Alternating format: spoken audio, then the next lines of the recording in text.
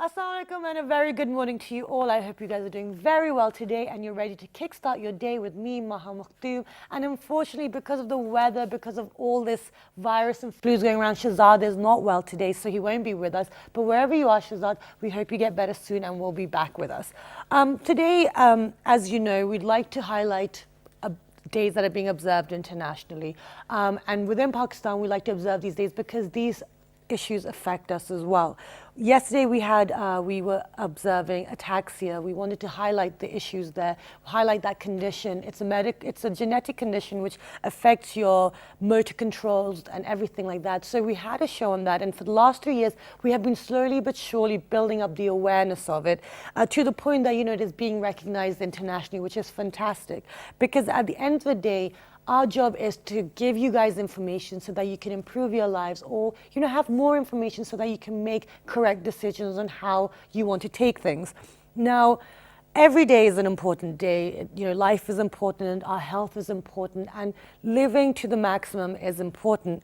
But if you don't have the resources, if you don't have the certain health in place, if you're not 100% healthy, then it becomes more difficult to live a good, productive life. And there are certain things that are affecting people within the society, within this community, and this is international as well. Yesterday we had a show on ataxia, as I just mentioned, which is a genetic disease, and it does affect people's lives. Today we're going to be discussing another issue that affects more than 1 million people within Pakistan. There aren't the exact figures right now, but there are different organizations and the government are working to see what the situation is within Pakistan. It's actually an International Week for Blindness this week, and we will be observing it. And the Retina International organization has been observing this for the last few years. And the Pakistan Foundation Fighting Blindness as well is here with us today to discuss the situation within Pakistan. They have been working within Pakistan since the 80s, and it is one of the leading organizations. We've also got the medical aspect covered, talking about the different diseases out there, because there are over 270 genes that are linked with retina diseases and which cause blindness and different illness within people.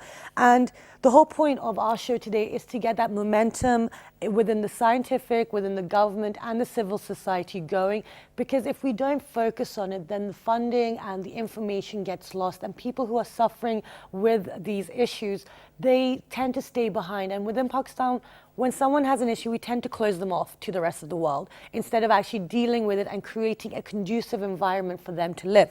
So I think I've spoken enough today already in the introduction. So let's introduce to you our guest so we can start the conversation. We have been joined by Dr. Muhammad Idris. He is ophthalmologist. Assalamu alaikum. Good morning. Good morning. Thank you so much for joining us today. Besides Dr. Muhammad Idris, we've been joined by Lubna Aftab. She is the company secretary for Pakistan Foundation for Fighting Blindness. Assalamu alaikum, good morning. Thank you so much for joining us. Thank you. Besides Miss Lubna Aftab, we have been joined by Ravel Pirzada. She is a program specialist and a personality groomer at Pakistan Foundation Fighting Blindness. Assalamu alaikum, good morning. Walaikum salam. Welcome back, guys. Thank you. Okay, so I'm going to get the conversation started. I'll start with you, Lubna. I mean, this is our generic question when we are observing weeks. It's important to highlight, this week. Yeah. But within Pakistan, why do you think it's especially important? Actually, in Pakistan, there are cousin marriages, and due to this cousin marriages, retinitis pigmentosa, main disease of the eye, is affected the families more than the other world. Right. Here, due to cousin marriages, as in Pakistan, our customs are there, and people are affecting in a family more than 100 persons in one family. Right. Okay. So you can have whole families. Yeah, we have the figures. We actually collected data from Pakistan, and we were facing this issue. We were realizing that this is there, and awareness actually, it's very important for the community. And if they have there is a carrier in a family, so they should avoid this cousin marriages. Okay, we'll talk about what people should avoid, what kind of social implications there are. But within the international figures from South Africa, from the organization, 1 in 3,000 to 1 in 30,000 can suffer from these diseases. Yeah. You mentioned figures within Pakistan. What are the rough figures that we have here? Actually, there is no census in proper since 1992, but government is already working on this, collecting some data and preparing the form for including disabilities and all. 700,000 persons are affected with retinitis pigmentosa. Right. The main disease in Pakistan. Okay. So let's pause you there and we'll move on to Dr. Mohammed Idris. What is retinitis pigmentosa? This is mainly a disease which is transmitted from the parents to the children. Okay. Especially when there is a inter-cousin marriages, and it can be easily avoided. And what happens in this disease is the patient is unable to see at night. Okay. As the ambient light gets a little less, the patient is unable to walk around. Okay. Okay. So now, retinitis pigmentosa, you said that it's mainly due to cousin marriages. Yes. But what are the causes? What are the symptoms? What happens? See, the night blindness is the most important issue which brings a patient to the office of an eye surgeon, that the patient is unable to see at night. Right. So, I mean, this is a great disability, that the patient who is working during the day, as the sun sets, he becomes totally disabled. Okay, so you become completely blind. It becomes completely blind because the cells in the retina which are responsible for night vision, they gets degenerated in this disease, and usually there is no way to recover this degenerated cells. Okay, so once it happens, then it's gone. Then it's very difficult to deal with it. In regards to the genetic aspect of it, when did these symptoms, or when does the degenerative process start? It depends upon the pattern of inheritance. Right. Whether it is autosomal dominant, recessive, or X-linked. So, I mean, depending upon the situation, some of the patients, they develop it very quickly. Other patients, they are carrier, in spite of having the genes, they are carriers, they don't develop it. Right. But if they again end up in an inter-cousin marriage, probably the next generation will be a sufferer. Okay, well, we'll move on with the whole genetic aspect of it a little bit later in the conversation. But I want to bring Ravel into the conversation.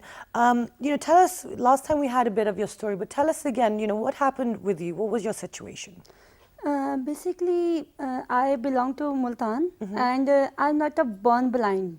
When I was in the 8th standard, then I got accident. Okay. On that accident, I lost my vision. Okay. And that is the way that started to blindness life start. Okay. Yes. Okay, now in regards to working with the Pakistan Foundation for fighting blindness, how has that changed your life? How has that improved it, or has it?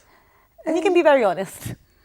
You can be honest and tell us, what your troubles were. Yeah, of course, why not? When I was in 8th standard, I said that I can not anything for doing that. What will I do? What is the future now? Then I met Mem Saima Amar, and she's late now. She's not alive. And I met Pakistan Foundation Fighting Blindness, and they motivate me that blindness it's not a big issue. Okay. We can move and we can easily survive in this world. Okay. So then I start my studies due to audio cassettes, and there are 2 types of cassettes. First is player lesson, and second is educational books. Yeah. So my all studies till 8th till masters in English, that all credit goes to Pakistan Foundation Fighting Blindness. Yeah, absolutely. Okay, and after this educational journey, then I start my professional career. So I have done job 3 years and begun our school system, national and international level. That I'm a first blind teacher there. And I want to say here one thing, that Ma'am Saima Amar, she was my teacher and she was dying. And due to Pakistan Foundation Fighting Blindness start a project, that Saima Amar internship program.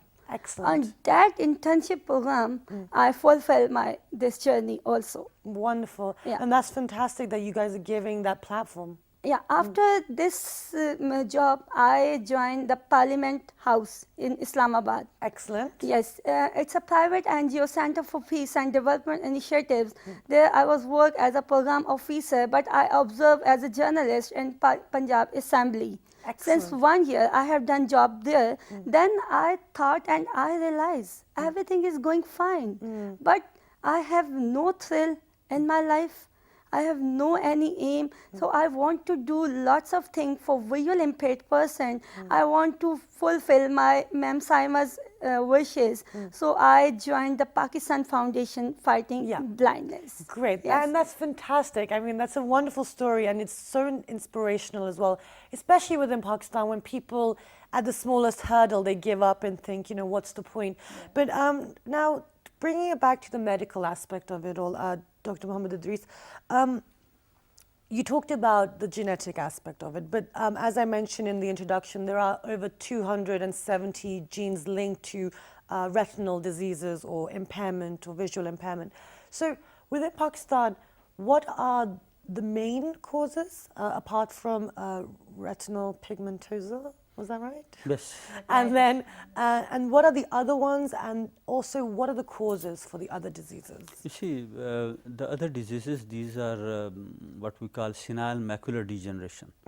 This is something in which the center part of the retina gets degenerated, Right. and it's a major cause of visual morbidity and in West as well. Now, due to the aging population, which is becoming more and more in Pakistan as well, perhaps the people suffering from this degenerative macular disease, they are growing up, and there are many things which are going on to improve the quality of life of such patients. Right. And many therapies they are available in Pakistan as well, Okay. including injections inside the eye, including lasers and so many. We're other- going to talk about the different treatments, but Okay. okay, so that's another aspect. Now, the causes for the other visual impairments, what triggers them? What you see, smoking is in a very, very serious issue. Smoking is something which is very frequently related to senile macular degeneration. So senile Macular degeneration. Okay, right. So the other causes are diabetic retinopathy. The patients with diabetes, they are also growing more and more with the growing age. And then you see trauma in itself is a cause causing blindness and visual impairment and things like that. Sometimes minor illnesses which are ignored, they also leads to many problems if they are not treated. Even hypertension, in some cases that produces problems in the retina, Yeah. and that also affects the condition regarding the vision. Okay. Interesting. Don't worry, Ravel, it's okay. People forget to silence their phones or switch them off. Now, okay, so that's another cause of it. Now, I want to bring Lubna back into the conversation. We just heard Ravel's story, and it's absolutely fantastic. You know, I mean, I'm kind of ashamed of myself, you know, for not doing as much as I can. But what other aspects are you guys doing in order to make Pakistan more welcoming, more inclusive for people with certain issues, or, you know? Actually, the first focus is on education. We want to educate the people. Okay. Now, I hear this word a lot. Especially visually impaired. Okay. We are working on that. Okay, yeah, I'm going to pause you there because we hear this a lot, that education is the key, education. That's fine, we know education is the key, but what kind of education are you doing, and what, you know, how are you doing it? We are recording their books on audio, and first of all, it was available on audio cassettes. Right. Now, as the advanced technology is available, we are copying it, digitalizing it, and then we are providing it on CDs with on USBs with MP3 players as well. Okay. According to the demand of the students. Okay, now the students that you have, where do they come from? What's their background? Do they all have access to digital things? Do they have access to cassette players? No, actually they all don't have the access on all these things because mostly they are from remote areas. Right. And there's no electricity mainly and no computers available with. So how are we educating these people? They use, actually we are providing them according to their demands. Okay. If they demand audio cassettes, then we provide them audio cassettes. Right. If they demand CDs, But the thing is, you're talking about education. If they don't have the education in regards to the situation, then what do they know what to demand? Surely, are you guys going there? Are you telling them that this will help yeah, you? we inform them that we have 3 mediums, Okay. and whatever is possible for you. Actually, this USB MP3 player, it's very easy to use. Even in the rural communities? Even in the rural community, it's just like a mobile set. Okay. It's chargeable, and you can walking anywhere, you can listen to it, and you can hear. So you go to these villages, you teach them about these things, you give them the equipment. We try to reach everybody, but actually the main focus is awareness. Okay. We try our members, we asked our members to inform the visually impaired community wherever they are to contact us. Okay. Yeah, actually they don't have to. First, the main problem is the mobility. Right. A visually impaired can't suffer or can't come over here Yeah. without an escort. Right. So we ask the community to ask if they see any blind, visually impaired or partially sighted person, they just give our contact to them. They'll contact us and we can guide them on the telephone. Okay. Yes. Yeah. Excellent. And our website is also available. There is also our online library for the player listening. So they can listen over there as Okay, well. but that's fine. And but my concern is that not everyone has access to a library. Not everyone has transport to get to the organization, etc. So Ravil, you work on you're a program specialist and you work on personality grooming. When you meet people from more remote areas, what are their concerns and are we addressing them? First, I want to describe one thing, that we are doing work in different projects. Okay. First, we are doing counseling, individually counseling and group counseling. Right. Because visually impaired person always suffer a lots of mentally disease. And Okay, you like can what? say that little bit psyche and sensitive, and we are trying to improve their inner confidence. Okay, so great. that's why it's a counseling. And second is we are also work in mobility, white chain training. Yes. Because when a real impaired person that have a strong mobility, then he can come easily survive in a mainstream. Yes. And third, we are doing a work in personal hygiene. Great. Personal hygiene, you know very well that it's a most specific for real and sighted person. Because if we are not focused in our inner personality and in personal hygiene, so we are suffer lots of critical disease. Okay. So, and other aspect, we are doing also work in cooking for male and female. Excellent. Yes, and also we are doing work in IT session, and there are 2 type of session. First is basics and second is advanced learning. Excellent. Okay, and we are also work in table manners, that how to use fork and knife. Because great. lots of visual impaired person cannot easily and confidently eat their lunch and dinners to front of others. To be honest, I think a lot of people who also have vision don't know how to use their cutlery properly. So, So we also doing work that how to use fork and how to use knife. Excellent. And the other is we are also works in art and craft, because that how you can make puppets and how you can, if you don't have any studies, you have not education, because then you can use your skills and you survive your life confidently. And we are also doing classes about self-defense, because self-defense is the most important, especially for visually impaired girls. Absolutely. And I'm also a karate champion. Excellent. So, yes. karate And chop, huh? Okay, great. Okay, now in regards to all these programs that you guys are doing, and that sounds absolutely fantastic. It's so great. You're actually a very dangerous young lady. I'm also working Yeah. International Lions Club. International Lions Club works in 220 countries. Excellent. So social works, and in 2017 it's complete 100 years. And I Excellent. want to tell one thing, that Yes. I am a first active blind learner from Pakistan. I'm doing work as Lions Club as a zone chairperson. Okay, great. Yeah. And also today you look absolutely fantastic. I'm sorry, I'm going to do the typical gal thing. And this is, you did this just, you got ready yourself today and Yeah. everything yourself. Yes. That's absolutely fantastic. Because I choose this dress and this kusa and the bangles. It's that absolutely I beautiful, and you're yeah. matching so perfectly. I mean, I love it. I'm Thank really you. into matching things. You know, you've got to tie everything in. It has to. Yeah, I also, my makeup also my touch up, and no one is said that this is blush and this is eyeliner, because I know very well that I can manage my And that's the confidence that everyone needs. Yeah. You know, Definitely. with vision or without vision. But now, okay, that's fantastic. But now these programs that you've spoken about, all this personal grooming, the karate, the cutlery, the etiquette, the hygiene, where are you getting these courses from, and who are the trainers? I mean, are they all?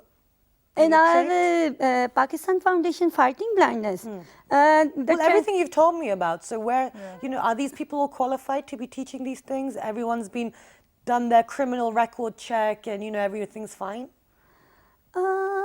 Yes, we have our best trainers Yeah. of Pakistan, because I'm also giving this training. That one trainer, Satahir Ali, and he also gave training about personality grooming, counseling, and IT session. So in PFAB team works together for this project. Okay, Yeah. and you use international standards. You know, everything Yeah. is done Yeah. to. Okay, wonderful.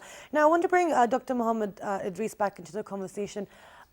So we've talked about the causes. We've talked about a couple of the different retinal diseases that occur.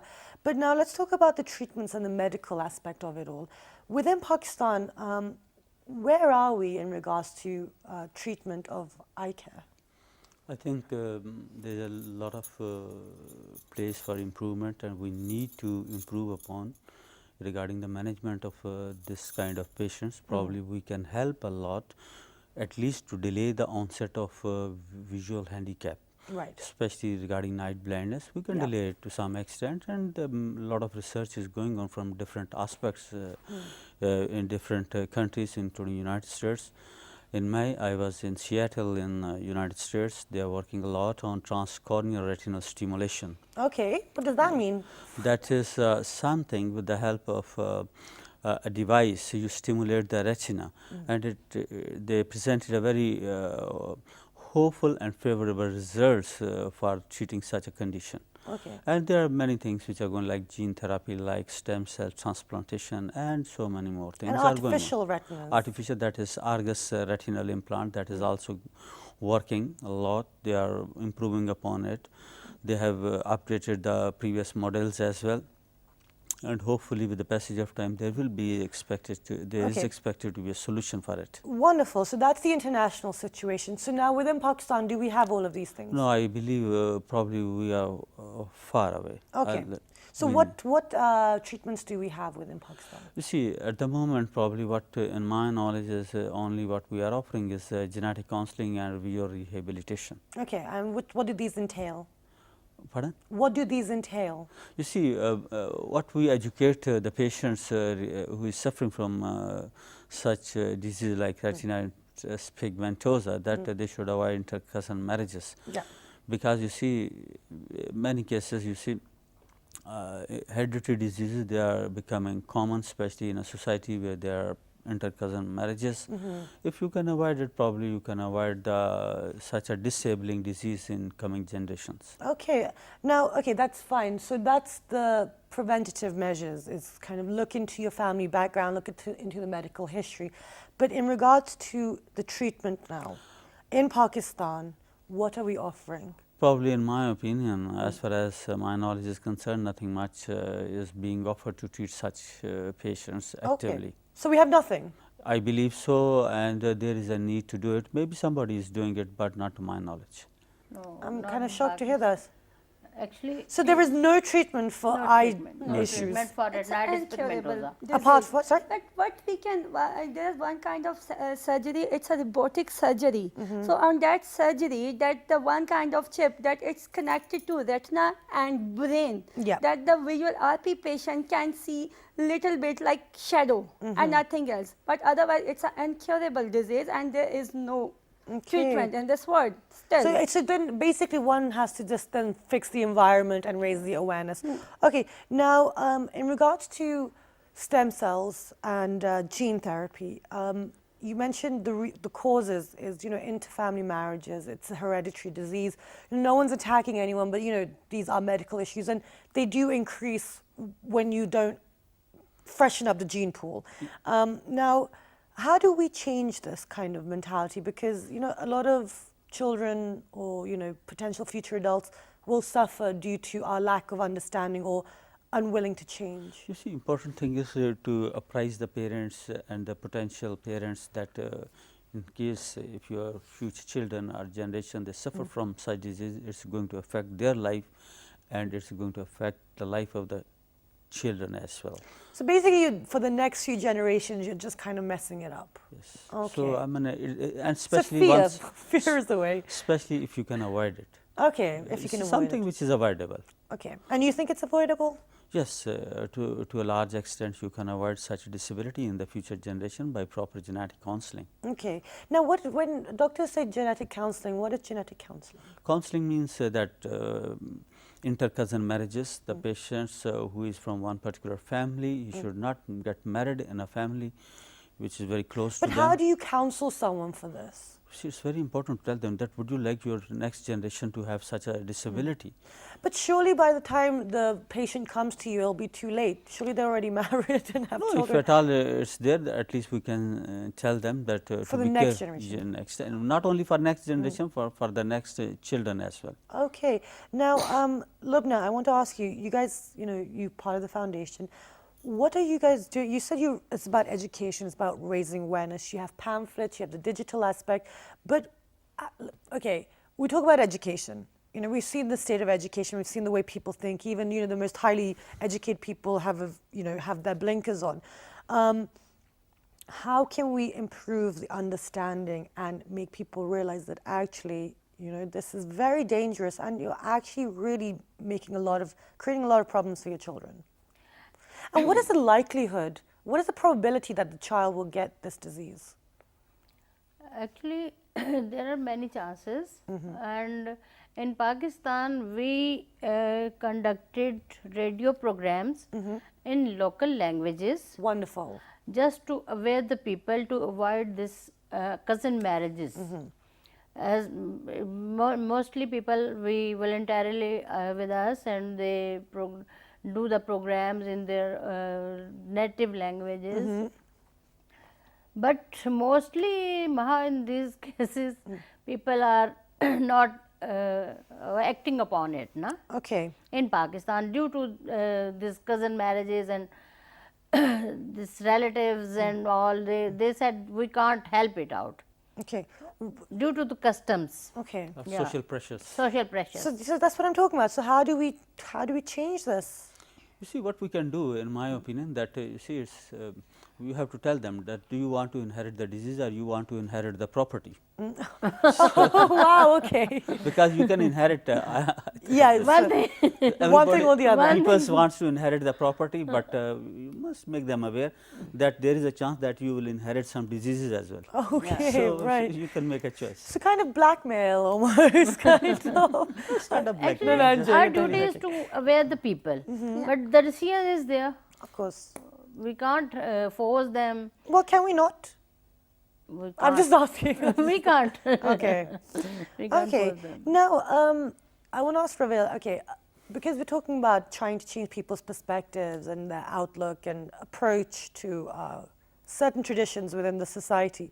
Someone who had vision and then lost it at the age of 12, what would you say to all those people out there, all the parents or potential parents who do make a choice of customs over the health of their child or, culture over the health of their child? What would you say to them? Here I wanna say one thing. It's really, you can say it's a cruel truth. When we are sighted, then we are ignore lots of things. Then when we lost our vision, then we were too much sensitive. That what's going on, what is the color of my dress, how I'm looking, and what's going on here and there. In our Pakistan, that people just concentrate on their studies and education, not concentrate on their outlook, Okay. and not concentrate that how they are sitting, how their postures, their personality grooming, personal. Mostly people when come in our session, then I ask to students that what is your dress of your colors? Color? What is this? Okay. So it's too much strange that do you know that what is the color?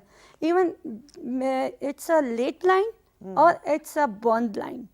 They don't know about the colors, they don't know about the postures, because I realized that there are, if you can express your personality with different aspects, like A for your appearance, B for your behavior, C color of your dress, your personality, D dress, how to wear your dress, and S sound, style, and smile. Then you can make up complete personality. And when you will spoke, then everyone knows that what is your qualification. Otherwise, no one knows that how is your qualification. So basically, you're saying that, you know, we take a lot of things for granted when we Yeah, have and sight. in this session, in Pakistan Foundation Fighting Blindness, Alhamdulillah, in 3 months, we have promoted almost six to 7 success stories, only just 3 months. And Okay, no, that's fine. That's great. That's absolutely fantastic. But my question was that for parents or potential parents who are choosing customs, as in they know that it is in their family, it's a hereditary disease, you know, their child could potentially become blind. What would you say to those parents out there?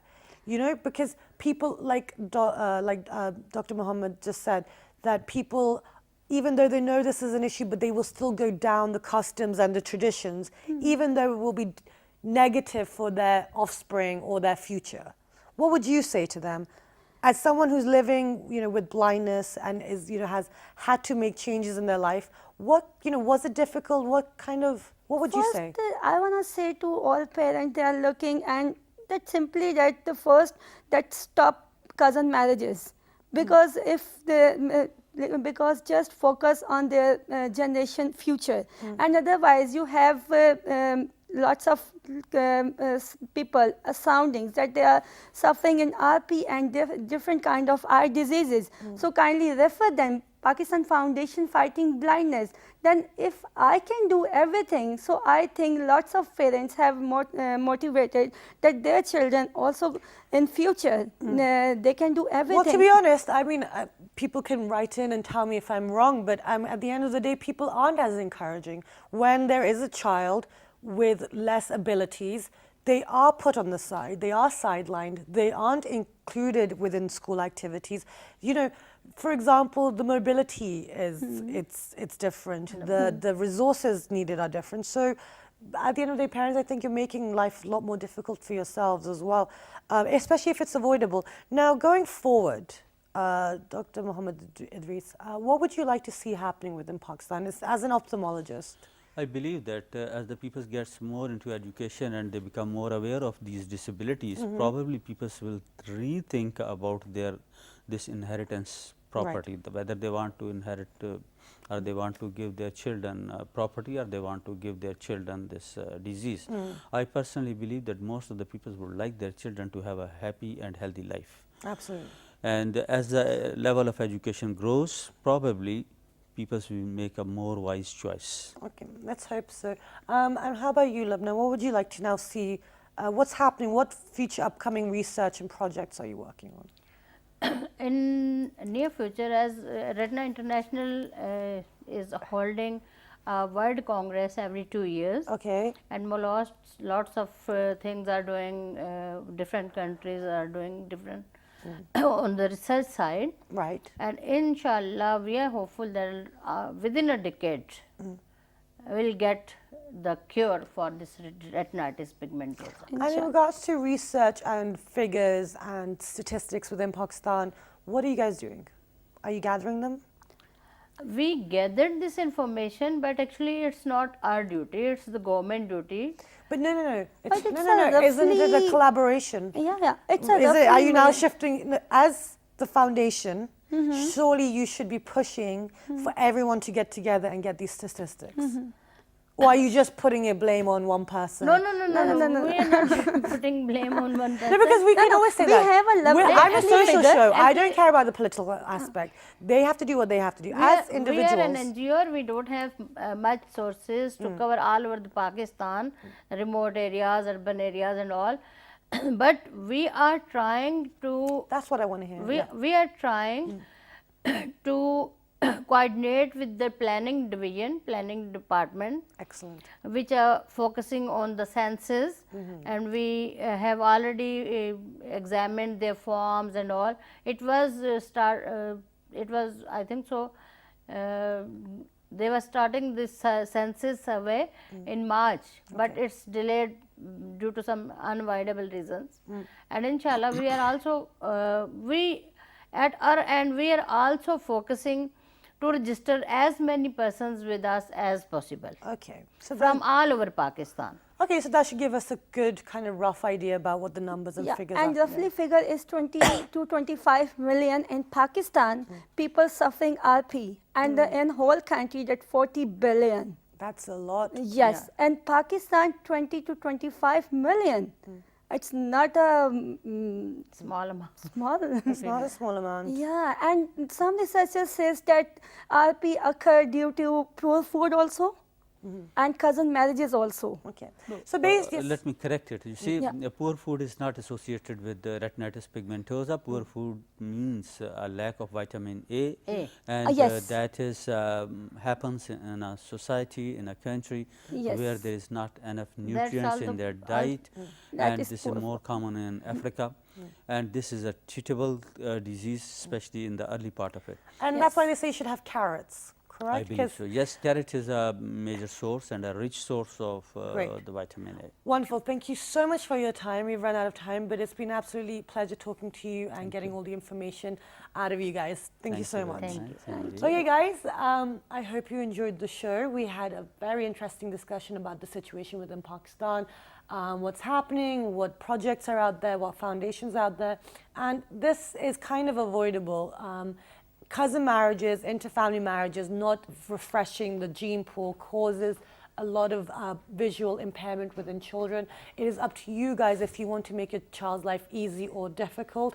And you know the situation of the Pakistan situation and international community. We're not so kind or inclusive towards people who are slightly different, which we need to change. But with that, slowly but surely, we are going on the right track. Do log on to our Facebook fan page, which is with the name of World This Morning. If you want any more information, do log on to our Facebook. Then it's Twitter page, World This Morning without a G. Our Daily Motion and YouTube page is World This Morning. And the repeat is at 11 p.m. this evening within Pakistan. In different parts of the world, you guys will be watching us in the evening. I hope you guys are all having a wonderful day, and I will see you bright and early tomorrow. Goodbye.